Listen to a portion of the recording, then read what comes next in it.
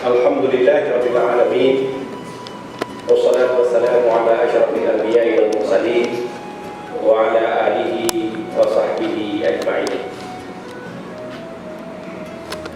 Pertama-tama tentu sebagai hamba Allah kita senantiasa memanjatkan puji syukur kehadirat Allah Subhanahu wa taala.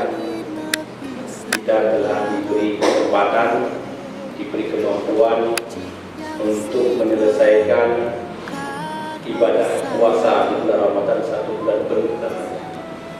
Dan alhamdulillah kita juga sudah menjalankan ibadah salat Idul Fitri, dan alhamdulillah wajah kita ini segar semuanya, wajah ini bersih, kembali kepada fitrah.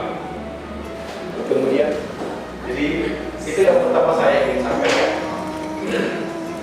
Yang kedua, tidak mungkin kita kerja sendiri. Ini organisasi. Ini adalah lembaga instansi pendidikan, instansi. Semuanya di perpustakaan juga harus semuanya bekerja secara bersama-sama. Jadi kesuksesan bersama karena didukung atas kerjasama.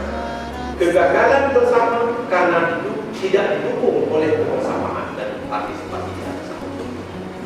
Jadi oleh karena itu, sekali lagi saya yakin dari kita semua tidak ada pikiran bahwa yang bahkan dan saya yakin kita bersama. Saya juga begitu. Selalu kita ini ambil kebijakan ini kolegial, Pak Anwarnya.